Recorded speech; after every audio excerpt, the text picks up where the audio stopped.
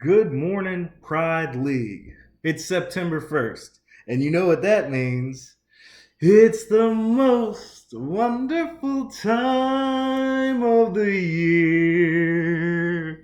With the quarterbacks throwing, the running backs running, and all the fans cheer. It's the most wonderful time of the year. Thank you, thank you.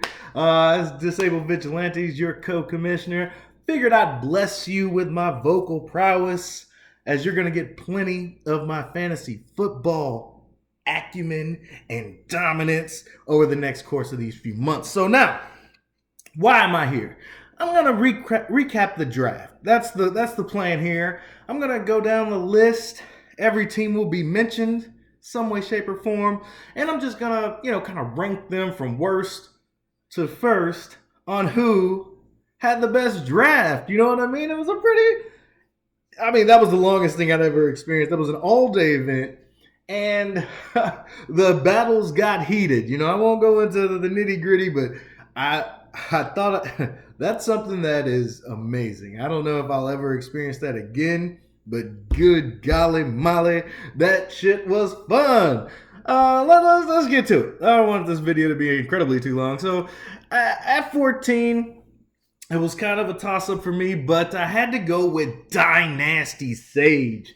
Obviously, he changed his team. Part of me wanted to move him up a little bit because he's now in the fantasy football spirit.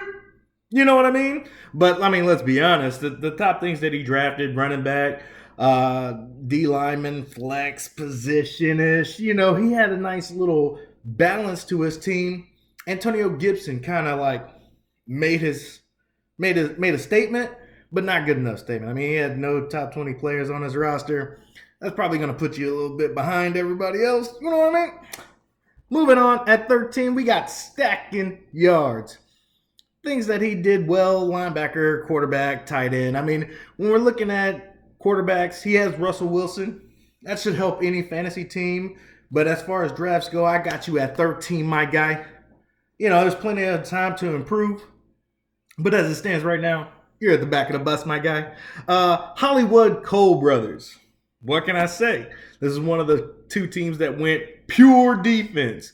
Not to mention that J.K. Dobbins incident. It almost had you at the back of the bus. But I do give some credence to defense.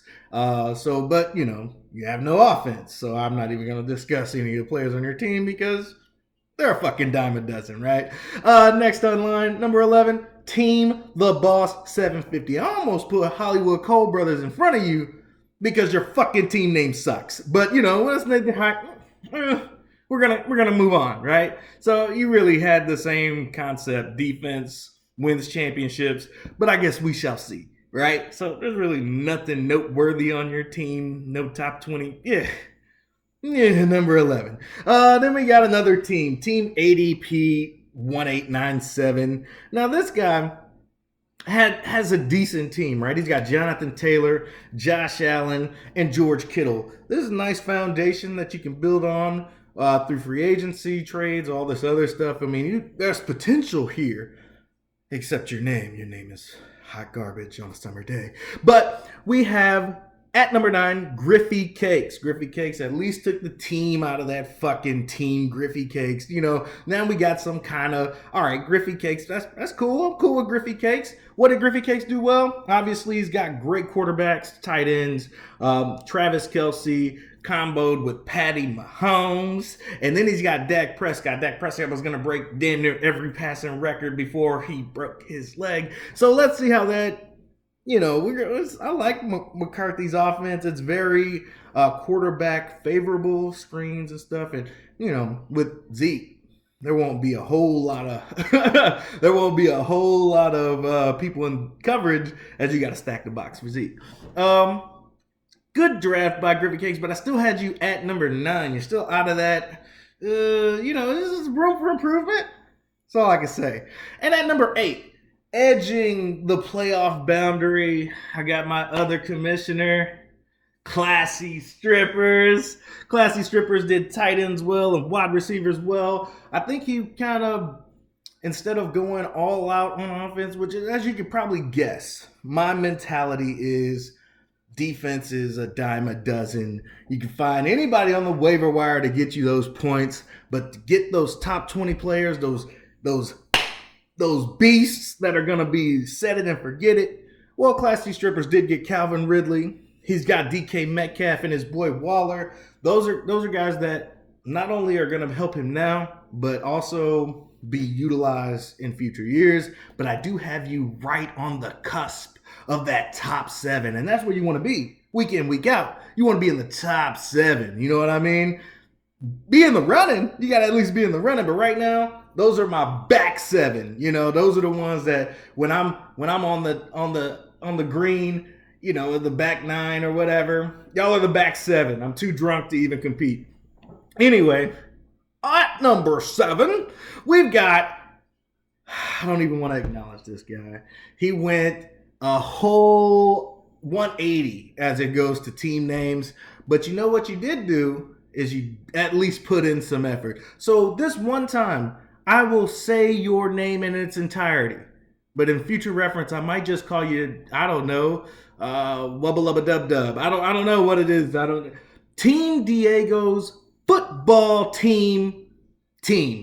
So he kind of, you know, jabbed at me, but the goal was to get you motivated to at least name your team something that wasn't fucking fault. You know what I mean? So let's talk about what Wubba Lubba Dub Dub did well. So we've got the flex position and the running backs and the wide receivers. So what I noticed from his roster is that it has significant depth. So he's going to be able to start running backs, wide receivers, and his flex position quite admirably week in and week out. That's why I have him in the top 7. He's got Derrick Henry, Saquon Barkley, and Nick Chubb. You know what I mean? These are some studs, and barring any setbacks and injuries, he's going to be a competitor week in, week out. Number 7, Wubba Lubba Dub Dub. And then we've got at 6, Agent Smith. Oh my God. We've got wide receivers galore from Agent Smith.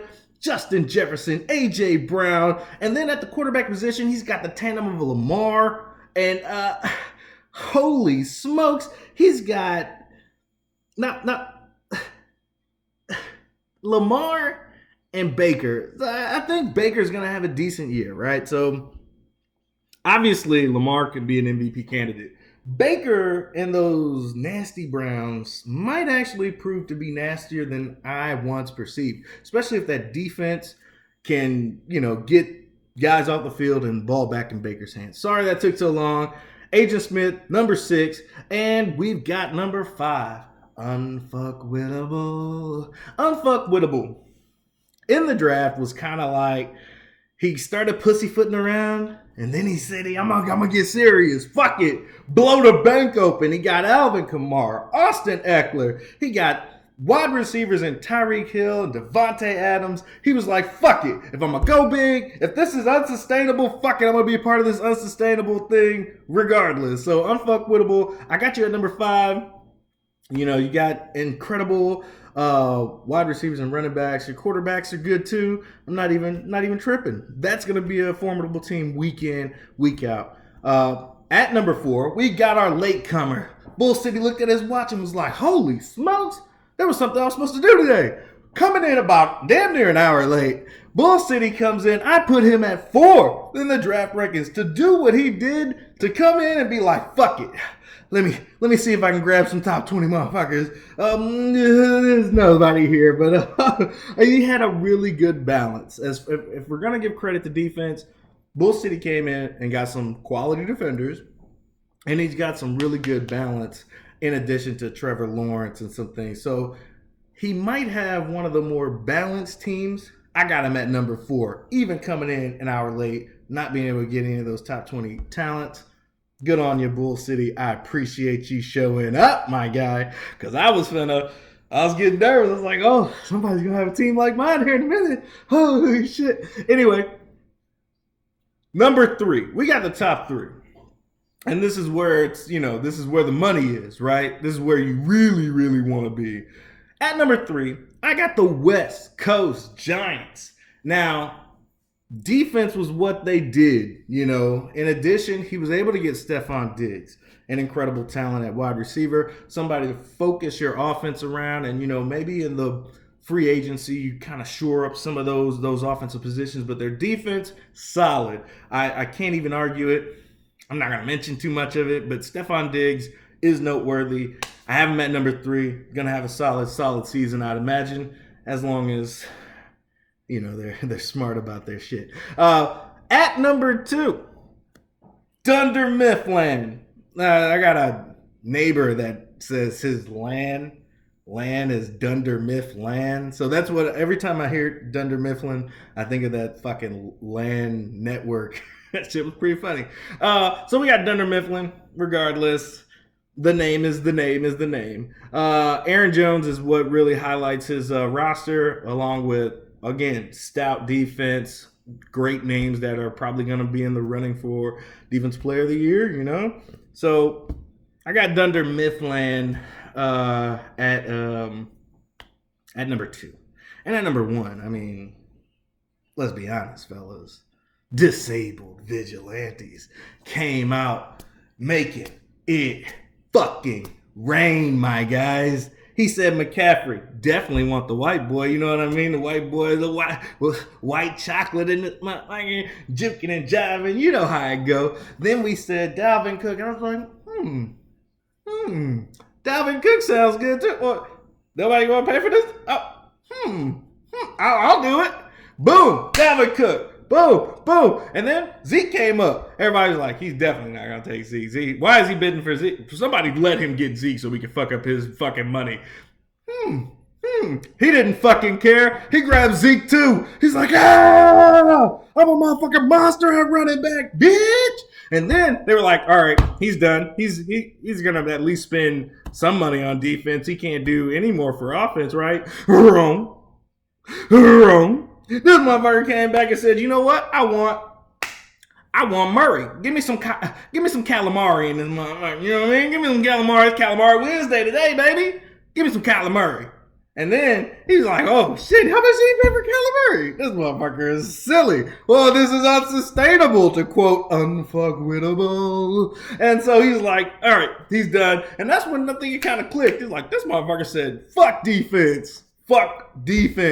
And then he said, D-Hop, why don't you come on over here? I know you ain't vaccinated, but fuck, you still gonna play. You the best wide receiver in the game to me. So come on over to the team, and then add another quarterback to solidify my future. We got Zach Wilson. You know, I'm done. We already know that Disabled Vigilantes had the best draft. Whether or not we can manipulate the pieces to win week in, week out. But you know, without a shadow of a doubt, this is a top 3 roster. You know, without a shadow of a doubt, you see me in the playoffs, you're like, oh, I guess that's my fucking season. You know. All right. That's it. Video's about at 13:30. I just wanted to give you my draft rankings. You probably see me week in, week out. You know, I'll probably come in right before Thursday to give you my week 1 predictions. You know, the old Pride people know. And then after the week's concluded on Tuesdays, you know we got to bring in the fantasy studs. We gonna have the fantasy duds. And you know, Dynasty Sage, stacking yards, Hollywood Cole brothers. You don't want too many of them fantasy duds. You know what I mean? We're gonna have some fun this year, fellas. Trades should be open by the time this video is published, so wheel and deal. You know, we got free agency, we got waiver wires. This shit's gonna be exciting year round, my dudes. Wubba lubba dub dub. Good luck to everybody, except Dynasty Sage. Poor guy drew my slot. Peace.